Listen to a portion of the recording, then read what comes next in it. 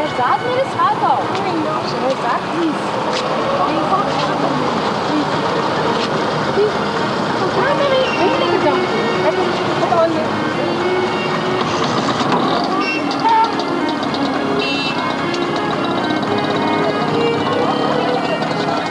मैं ये तो नहीं कह सकती कि चंद किताबों और मुख्तलिफ हवालों से हम फरहाम के वारसों को तलाश कर सकेंगे, लेकिन आहिस्ता आहिस्ता ये काम इतना दिलचस्प होता जा रहा है कि मेरा तो और कुछ करने को दिल नहीं चाहता। आप तमहीद तो बहुत लंबी बांधती हैं, लेकिन असल बात क्या कहना चाहती हैं वो अभी तक नहीं फरमाई।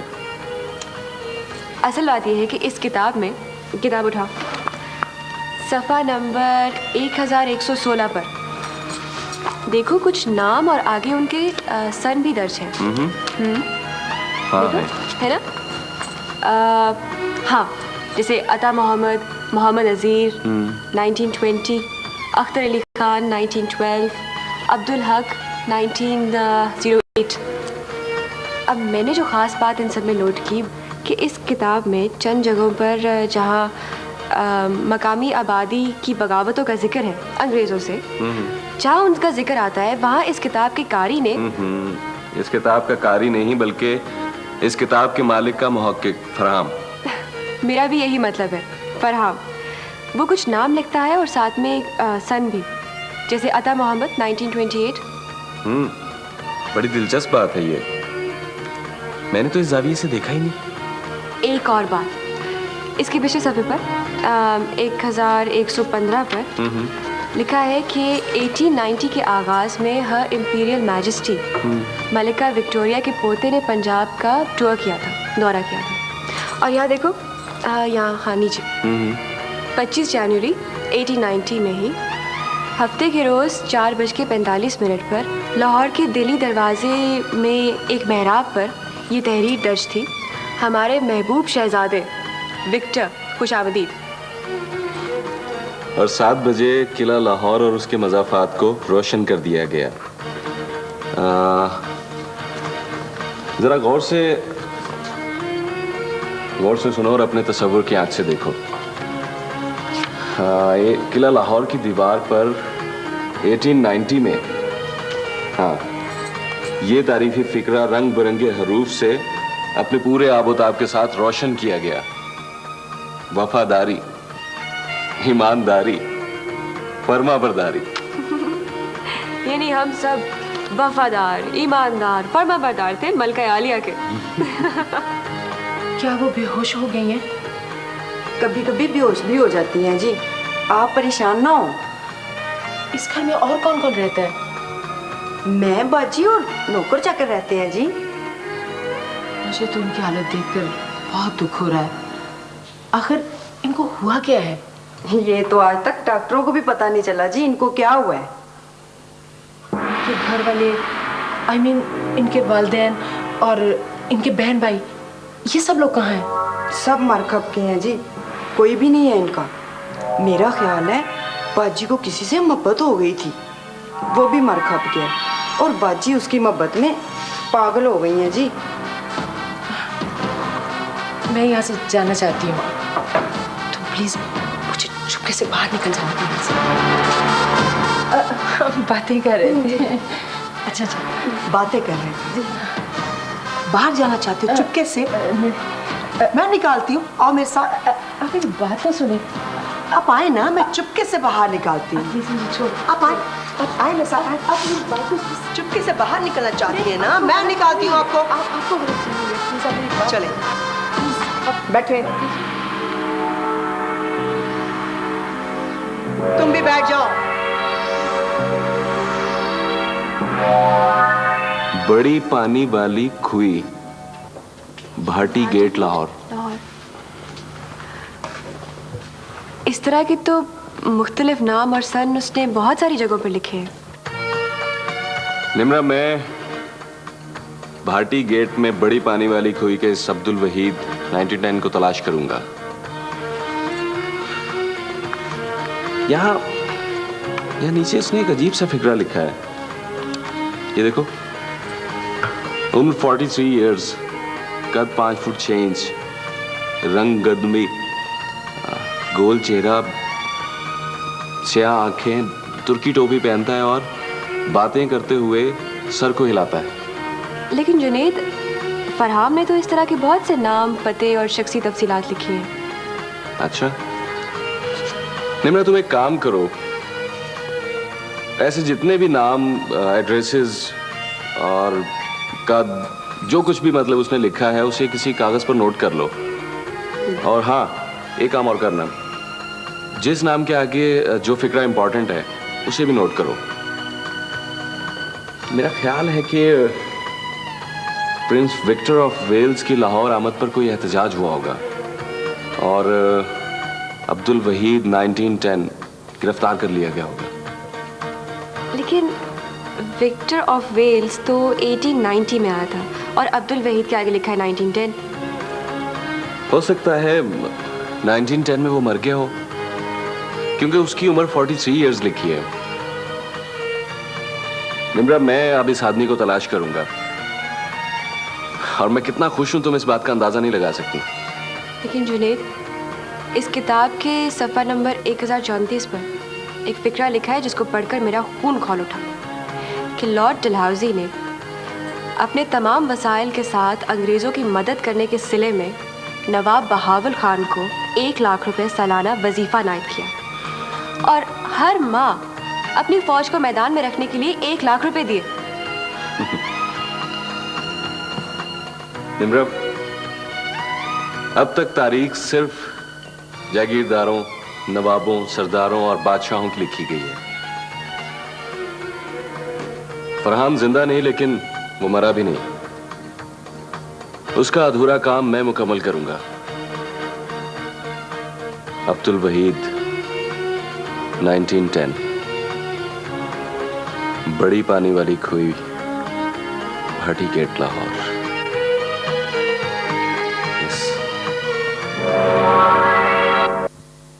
बाजी के सब मर खप गए, है ना। बाजी को किसी से मोहब्बत हो गई थी, वो भी मर गया। बाजी उसकी मोहब्बत में पागल हो गई थी, है ना। बाजी उसकी मोहब्बत में पागल हो गई थी ना, है ना। देखिए, असल में मैंने उससे पूछा था। आप चुप रहे। हाँ, आप मेरी बात तो सुने। आप प्लीज बैठ जाए। आप ये बताएं, आपको किसी से मोहब्बत हो गई थी?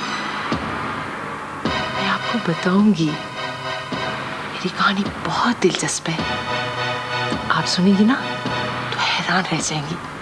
लेकिन पहले आप बैठ तो जाए ना, प्लीज प्लीज बैठ जाए,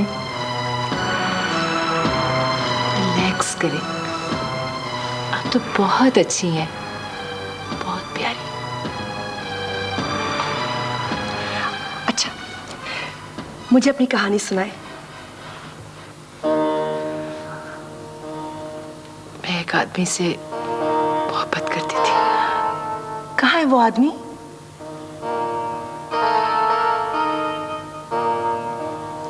चंद रोज पहले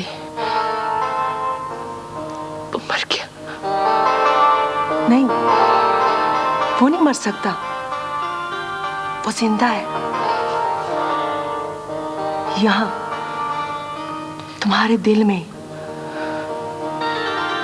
में जिंदा है ना वो? हाँ, अच्छा, वो क्या करता था? कौन था वो? किताबें पढ़ता था,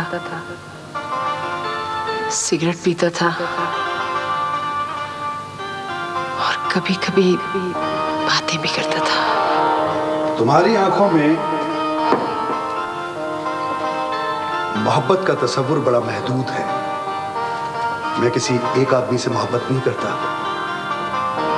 मैं सारे इंसानों से मोहब्बत करता हूँ। मुझे इनकलाब और जिंदगी से प्यार है। मैं तब्दीली चाहता हूँ। मैं किसानों की बच्चों की आंखों में भूख नहीं देख सकता। मैं जहालत, पसमानदगी और गुर्बत को खत्म करना चाहता हूँ। आप मोहब्बत और जिंदगी से खौफजदा हैं। आप अपने दिल पर लगे मोहब्बत के गहरे जख्म को छुपाते हैं। बुज़दिल हैं आप इनकलाब की बातें करते हैं, लेकिन किसी की आंखों में मोहब्बत देखकर आप डर जाते हैं। नहीं समझ सकती, नहीं समझ सकती तुम मुझे। खेतों में उगती हुई भूख और गरीब किसानों के बच्चों की आंखों में बिलखती हुई जिंदगी को जब से देखा है मैंने, मोहब्बत के बारे में मेरा तस्वुर बदल गया है। मैं बुज़दिल नहीं हूं। मेरे आबा और अजदाद ने समंदर पार से आए हुए जालिम और मगरूर हुक्मरानों के खिलाफ बगावत की थी। ऐसे 150 बरस पहले जब अंग्रेज पंजाब की सरजमीन को अपने बाप की जागीर समझकर सियासी रिश्वत के तौर पर तकसीम कर रहा था, उस वक्त मेरे आबा अजदाद ने वो जमीन लेने से इनकार किया, बगावत की थी उनके खिलाफ। पंजाब के असल वारिस वो लोग नहीं हैं जिन्होंने अंग्रेजों से जमीनें ली, बल्कि पंजाब के असल वारिस वो लोग हैं जिन्होंने अंग्रेजों से जमीनें लेने से इनकार किया और उसके गिरबान पे हाथ डाला। मैं उसी खानदान का एक फर्द हूं और जालिम और जागीरदार के खिलाफ नफरत मेरे खून में शामिल है। अफसोस तो इस बात का है कि आपके साथ क्या कुछ नहीं हुआ। कौन सा जुल्म है जो आपने बर्दाश्त नहीं किया, लेकिन फिर भी आपकी आंखें नहीं खुली। जागीरदार के खिलाफ मेरी आंखों में नफरत तुम नहीं समझ सकती। लेकिन मुझे तो आपकी आंखों में एहसास मोहब्बत की कोई लौ नजर नहीं आती।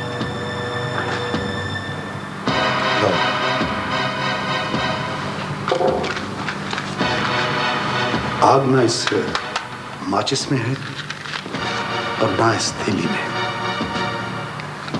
आग इन दोनों के मिलाप से पैदा होती है। इंसानी तजुर्बा अंदर और बाहर के मिलाप से होता है। Subject, object, contact. किसकी आवाज थी? ये कौन मुझसे बातें कर रहा था? तुमने ये आवाज सुनी?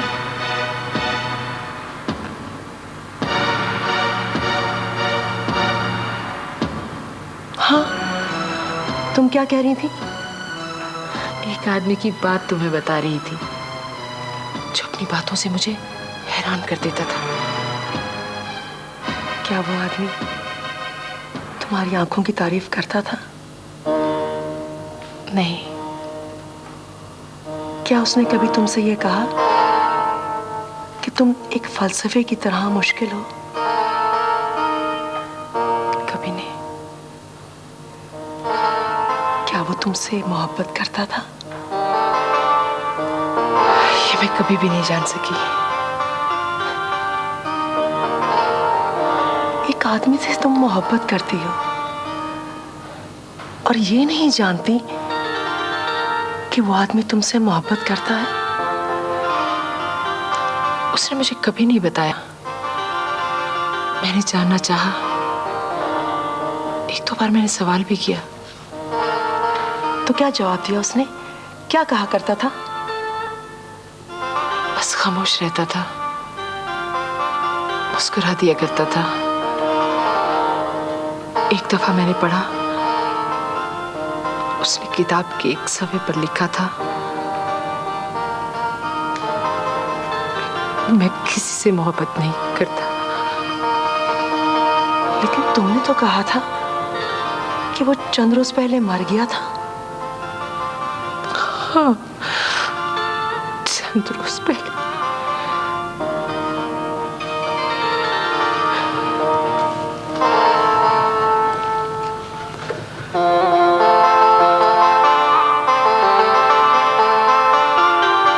मेरा दिल करता है मैं इन आंखों में देखती ही रहूं। इन्हीं आंखों ने वो फिक्रा पड़ा था ना, मैं किसी से मोहब्बत नहीं करता।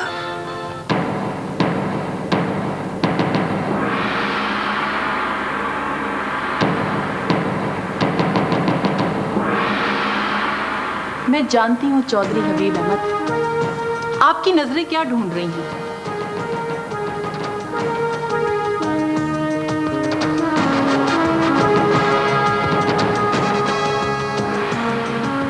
जानती भी हो फिर मेरी नसों का ख्याल नहीं रखती। कहाँ है वो तस्वीर? वो तस्वीर अब यहाँ नहीं है चौधरी हबीब अहमद।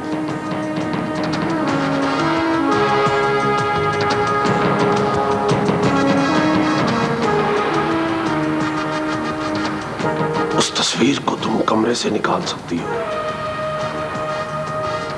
मेरे दिल से नहीं निकाल सकती। मैं तुम्हारी कौन सी बात मानूं चौधरी हबीब अहमद?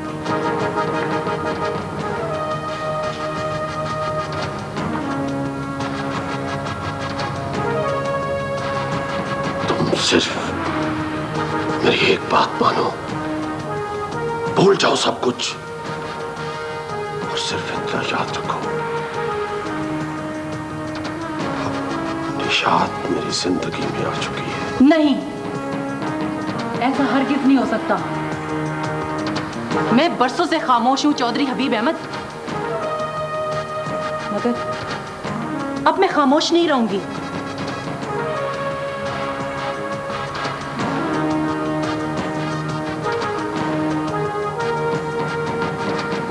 तुम्हारे लहजे में ये तब्दीली, शाइस्ता, तुम तो मुझे सबसे ज्यादा समझती हो। इसीलिए तो कहती हूँ चौधरी हबीब अहमद पे इस दुनिया में कुछ मेरा भी हक है।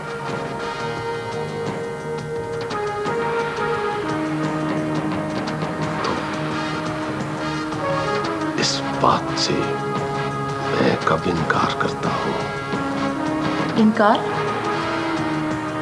निशात तुम्हारी जिंदगी की दहलीज पार करके तुम्हारे दिल तक पहुंच चुकी है और तुम इनकार की बात करते हो।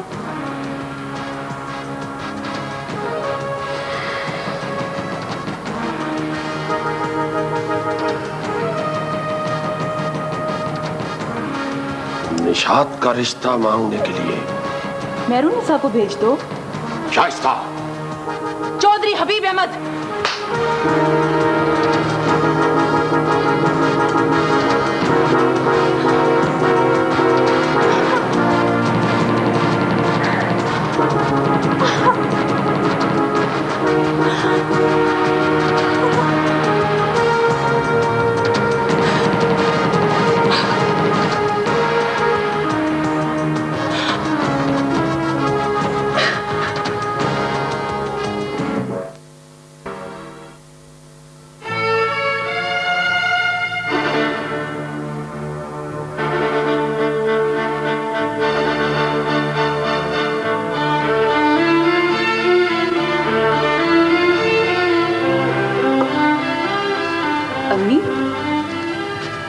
खैरियत तो है, क्या सोच रही हैं?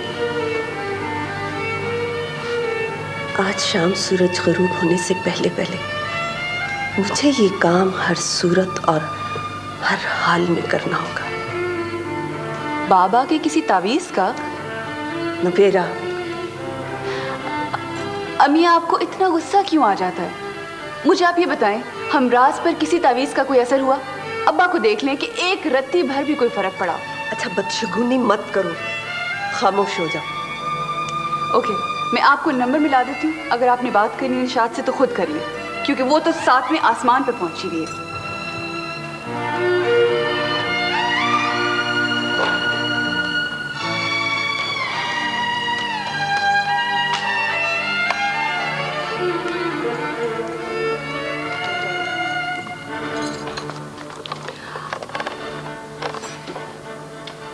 हेलो, निशात? कौन बोल रहा है? मैंने पहचाना नहीं। बहुत दिनों के बाद बात की जाए ना तो ऐसा हो जाता है। कोई बात नहीं, मैं तो तुम्हें पहचानती हूँ। आप इतनी लंबी बात जो कर रही हैं तो अपना नाम ही बता दे। वैसे वाकई इस मुल्क में वक्त का किसी को एहसास नहीं है। निशात, मैं तुम्हारी आंटी बोल रही हूँ।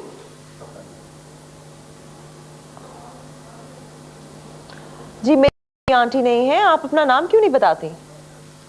मैं मेरून निसा बात कर रही हूँ। तो आपका क्या ख्याल है कि मैंने आपकी आवाज नहीं पहचानी? वैसे जब कोई ये कहे ना किसी को फोन पर कि मैंने आपकी आवाज नहीं पहचानी, तो इसका मतलब ये होता है कि वो बंदा आपसे बात नहीं करना चाहता। हाँ, इडियट्स। फोन बंद कर दिया। तसल्ली हो गई आपकी?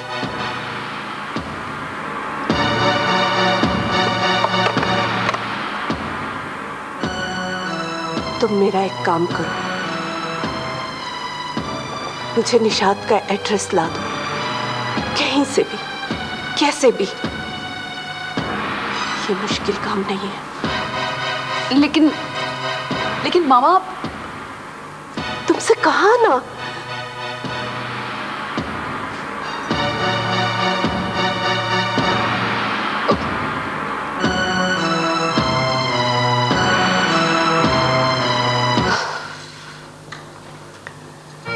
इस तकलीफ से एक बात जाहिर होती है कि ये निजी कैद खाने इन दोनों भाइयों के ही कारनामे हैं।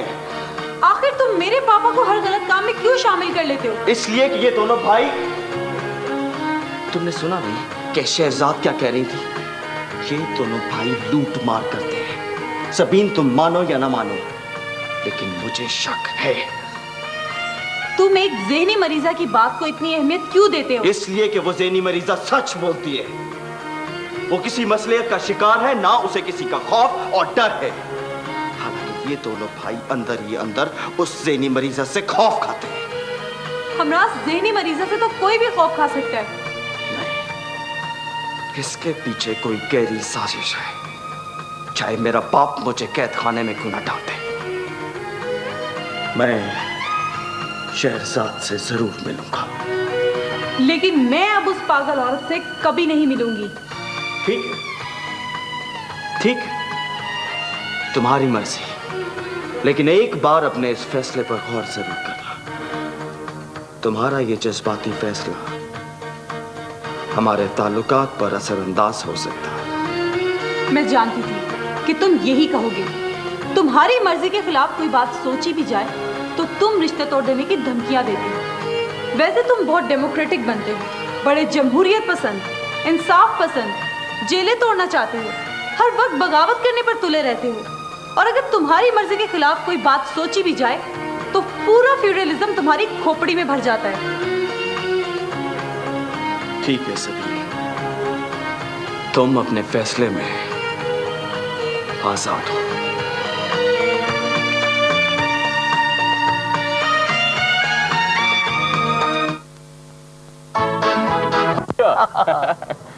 अच्छा ये बताएं कि इस मोहल्ले में कोई अब्दुल वहीद नामी शख्स रहता हो या आपने उसका नाम सुना हो? पता नहीं जी, वैसे अब्दुल वहीद नाम कोई ऐसा तो नहीं है जो ना सुना हुआ हो, लेकिन फिलहाल इस मोहल्ले में ऐसा कोई आदमी नहीं रहता। अच्छा अच्छा, आप मुझे इस मोहल्ले में किसी उम्र रसीदा शख्स, मेरा मतलब है कोई 80-90 साल का आदमी हो, मुझे उससे मिलवा सकते हैं? क्या बात करते हैं बादशाह, आप भी इतनी उम्र का आदमी मिलना बहुत मुश्किल है। मिल भी गया तो अपना दिमागी तवाज़ुन खो चुका होगा, जान खा जाएगा आपकी बातों में। अच्छा आप प्लीज मेरा एक काम कर दें, आप इसी मोहल्ले में रहते हैं? हाँ जी, जम पालू, यहाँ की सारी जिंदगी मैंने यहाँ गुजारी है। Very nice. आप किसी उम्र रसीदा आदमी या उम्र रसीदा खातून से ये मालूम करें कि इस इलाके में कोई ऐसे लोग रहते थे जो अंग्रेजों के खिलाफ थे, जिन्हें जला वतन कर दिया गया हो या फिर गिरफ्तार कर लिया गया हो या काले पानी भेज दिया गया हो। क्या कहना चाहते हैं, जरा खुल के कहें। देखें, आप अगर ये मालूमात हासिल करेंगे ना तो मैं इस काम के एवज आपको अच्छा खासा मुआवजा दूंगा। हम मुआवजे की क्या बात करते हैं बादशाह, मुआवजे की बात नहीं है। वैसे टाइम का जरा प्रॉब्लम होता है आदमी को। आप मुझे अपना पता बता दें, मैं आपको वहाँ कांटेक्ट कर लूंगा। राइट, ये मेरा कार्ड है। अच्छा, आपको जैसे ही कोई मालूमात हासिल हो आप मुझे फोन कर दें, मैं खुद हाजिर हो जाऊँ। फिक्र ना करें जी, 3 मिनट ही वैसे एक आदमी मेरे जेब में आ तो रहा है। अच्छा, वेरी नाइस। बस आप अपने काम का आगाज करें, जैसे ही कोई मालूमात हासिल होती हैं बस मुझे फोन कर दीजिएगा, मैं इंतजार कर रहा हूँ। हाँ ठीक है। चाय पिएंगे? नहीं जी, बड़ी मेहरबानी। अच्छा।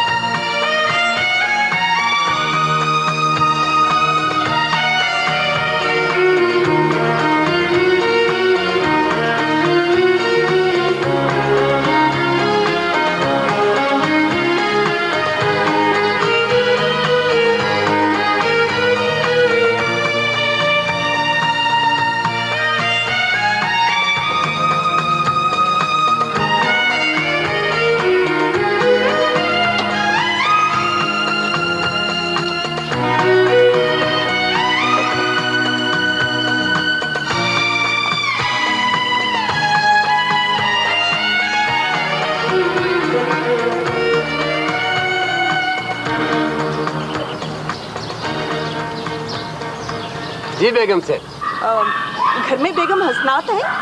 बीबी जी तो अभी चला गया। ओहो ओहो, वो ऐसा है कि गाड़ी हीटअप हो गई है, थोड़ा पानी मिलेगा? हाँ बेगम से मैं अभी लेके आते हैं।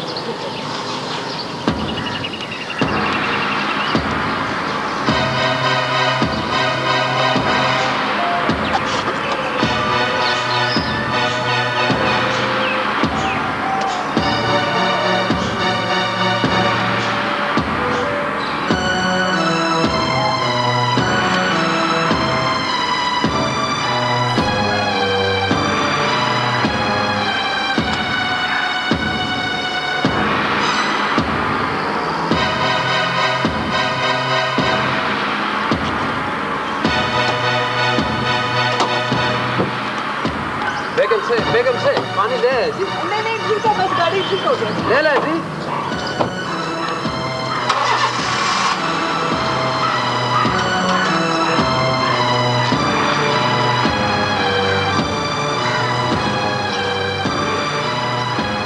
आइए प्लीज। भाई आज मुझे बहुत खुशी हो रही है। मुझे इस बात का अंदाजा है। भाई आज मेरा भाई मेरे घर आया है। आपको तो मैंने कभी जेठ समझा ही नहीं। मुझे इस बात का भी अंदाजा है। आज तो बहुत खुशकिस्मत दिन है। दोनों भाइयों को हंसता मुस्कुराता देखकर बड़ी खुशी हो रही है। मैं तो अपनी एक पर्सनल खुशी पे हंस रहा हूँ, ये भाई किस बात पे हंस रहा है आज? भाई अब मैं भाभी मेहरुनिसा की तरह इतनी खुशकिस्मत का कि जिसका शौहर हर बात अपनी बीवी को बताता हूँ। देखा, जाग पड़ा ना देवरानी का हसद। अच्छा, अब तहजीब तुम्हारी जेठानी जो है वो इतनी भी खुश नसीब नहीं है कि उसका शौहर उसे हर बात ही बता देता है। वैसे भी दुनिया पे कोई शौहर भी हर बात तो अपनी बीवी को नहीं बताता ना। अच्छा, बात यह है कि मैं जो पर्सनल खुशी का जिक्र कर रहा हूँ वो ये है कि मुझे तुम क्यों बैठे हो भाई भाभी और जेठ के गुफ्तगू में? ये कोई आप लोग कोई बड़ी साजिश करना चाह रहे हैं? चलो बैठे रहो, साजिश तो है मगर तुम्हारे खिलाफ नहीं है। अच्छा तहसीब, बात ये है कि एक लड़की पसंद आ गई है। ये कार्ड है, इस पे उसका एड्रेस और फोन नंबर लिखा हुआ है। फोन करके उसकी माँ से टाइम ले लो और रिश्ता मांग लो। नाम है उसका निशात। खूबसूरत नाम है ना? लड़की भी बड़ी खूबसूरत है। बात कर लेना, क्योंकि अगर आप लोगों ने बात ना की तो फिर मैं खुद ही शादी तो कर ही लूँगा। प्लीज़ मुझे फ़ोन कर देना। मुझे एक ज़रूरी काम है, मैं चलता हूँ, मगर चूँकि ये ज़्यादा ज़रूरी काम था इसलिए इधर पहले आना पड़ गया। थैंक यू, खुदा हाफ़िज़।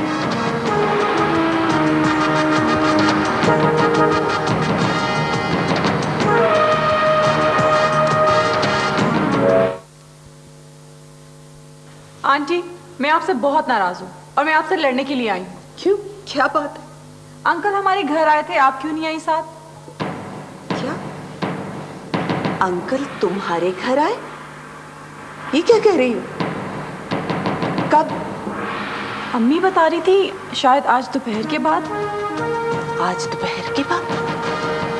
लेकिन आंटी आप इस तरह से हैरान क्यों हो रही हैं? क्या अंकल हमारे घर नहीं आ सकते? अच्छा चलो तुम बताओ कि तुम्हारे घर में से सिवाय तुम्हारे कभी इस घर में कोई आया? अम्मी सबीन हमसे मिलने थोड़ी आती है, इसे तो बहाना चाहिए हमराज से मिलने का। नबीरा बड़े अफसोस की बात है, तुम्हारी ज़हनी सतह मैट्रिक पास लड़की से ज्यादा नहीं है।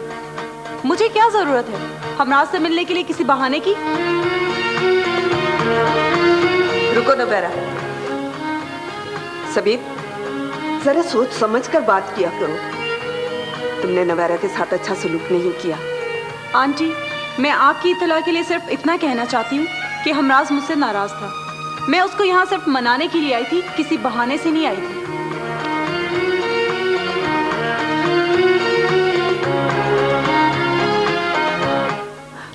नबीरा सुना तुमने? हमराज इससे नाराज है। आप मुझे ये बताइए कि अब्बा जान उनके घर क्या करने गए थे और क्यों गए थे? क्यों क्या था?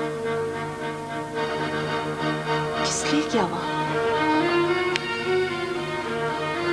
तुम्हारा बाप है, तुम मुझसे पूछो कि क्या मैं इस घर में सिर्फ तड़पने और सुलगने के लिए रह गई हूं? ये कोई मामूली वाकया नहीं है, ये एक हादसा है।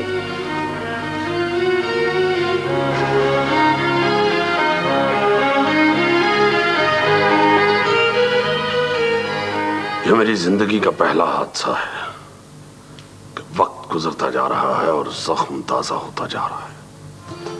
आप कुछ भी कहें, अम्मी जान ने आपके लिए इस घर के दरवाजे हमेशा के लिए बंद कर दिए हैं। आपकी अम्मी जान बहुत जालिम है और मुझे जुल्म सहने की बिल्कुल आदत नहीं, लेकिन मैं खामोश हूं। आप तो खामोश रहकर भी बातें करते हैं, लेकिन मेरी खामोशियों के अंदर जो तूफान छुपे हैं उसका शोर कौन सुनेगा?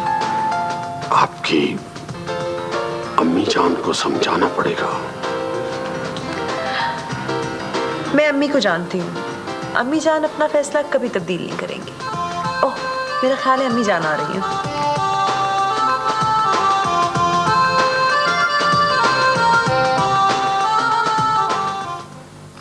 तो लाना, घर का रास्ता भूला कोई मेहमान आया है, तेल की रस्म तो अदा कर दो।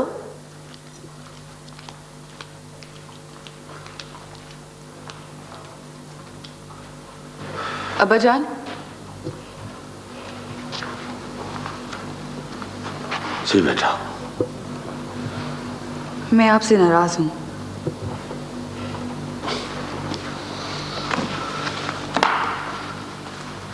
हमारी बेटी हमसे नाराज है तो उसका बाप उसको मना लेगा। अब्बा जान, आपने कभी सोचा है मेरी माँ की तबीयत कैसी रहती है, वो किस हाल में है?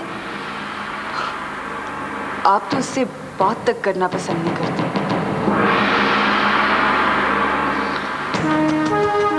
अगर अपनी किसी वजह से नाराज हो तो मैं अपनी गलती तस्लीम करने के लिए तैयार हूं।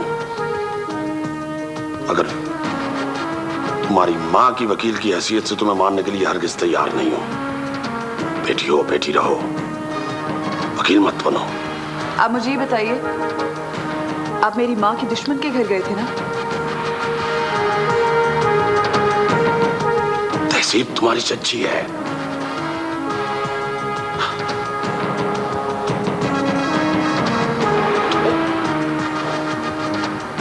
तुम्हें उसके मुतालिक ऐसी बात नहीं करनी चाहिए। इनसे ये पूछो कि इन्हें तकलीफ क्या है, क्यों गए उस डाइन के घर? वो मेरे भाई की बीवी है और मैं किसी इंसान को हर किसी इजाजत नहीं दूंगा कि एक बाप के दो सगे बेटों के दरमियान इख्तिलाफात की दीवार बने। वो मेरा भाई है, भाई रहेगा। बेईमान है और उसका शौहर अनवर वो उसके इशारों पर नाचता है। वो उसका गुलाम है, रंग मुरीद है। तुम्हारा भाई नहीं है वो तुम्हारा दुश्मन है। सुना तुमने?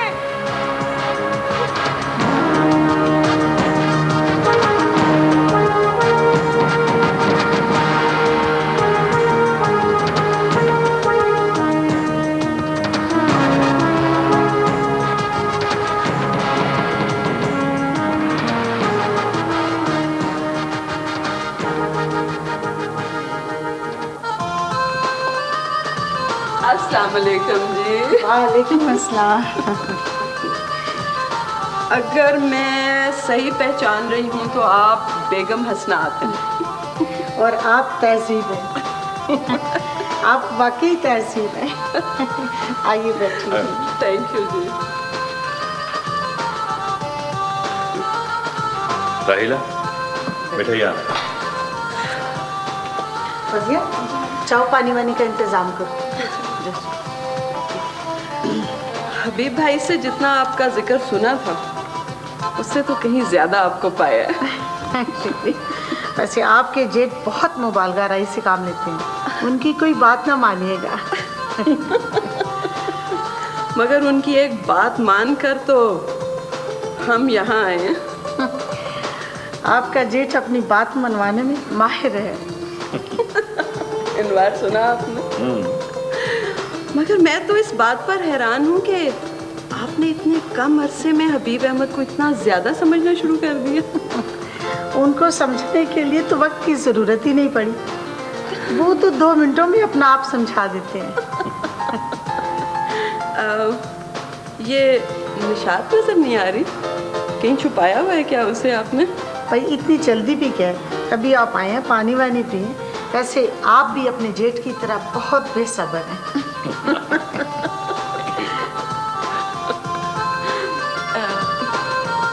Thank you.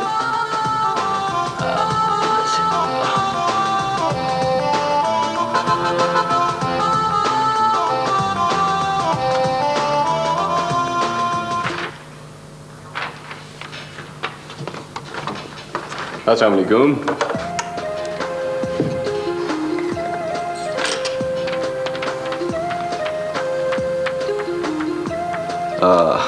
मेरे घर से कोई मंगनी का पैगाम मिला आपको? तो शर्मा कर मुंह दूसरी तरफ कर लिए। शुक्र करो तुम्हारे घर से कोई पैगाम नहीं आया, वरना मुझे जितना गुस्सा आया हुआ था ना, पैगाम मुंह पे दे मारती। गुस्सा? किस बात पर? तुम पर। तुम्हें जरा एहसास नहीं है कि कोई तुम्हारा इंतजार कर रहा होगा? आप मेरा इंतजार करती हैं? मैंने ऐसा कभी सोचा नहीं था वैसे।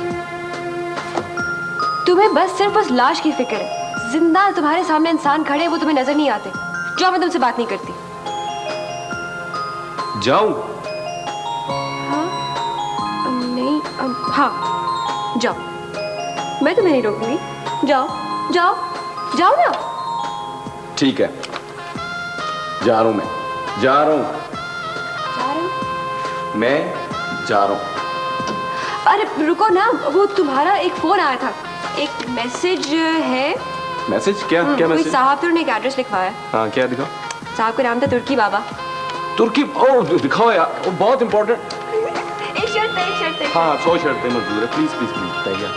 हम डिनर इकट्ठे करेंगे। ओके, मंजूर। हाँ, यस। आइसक्रीम भी खाएंगे। अरे बाबा, आइसक्रीम भी खाएंगे? दिखाओ ना, बहुत इंपॉर्टेंट है। Thank you.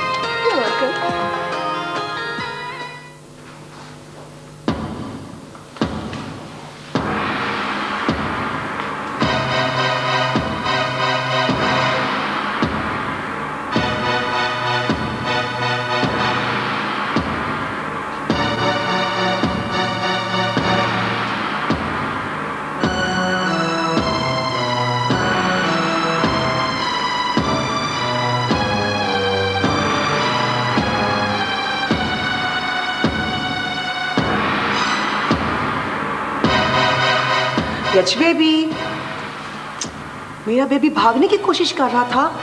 हाँ, नहीं, मैं तो मैगजीन ढूंढ रही थी, नींद नहीं आ रही थी ना, मैंने सोचा कि मैगजीन पढ़ लूं, नींद आ जाएगी।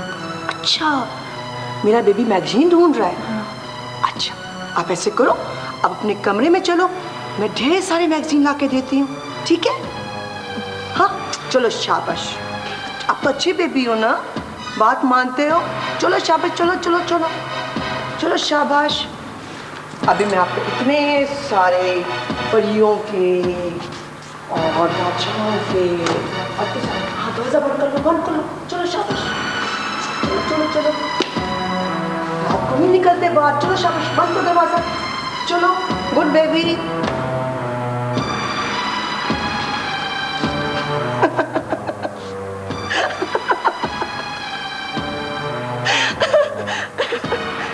मैगजीन।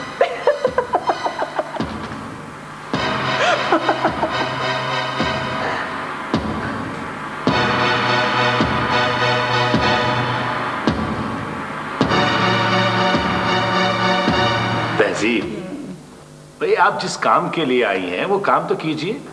निशात को अंगूठी पहनाइए। जरूर, क्यों नहीं जी।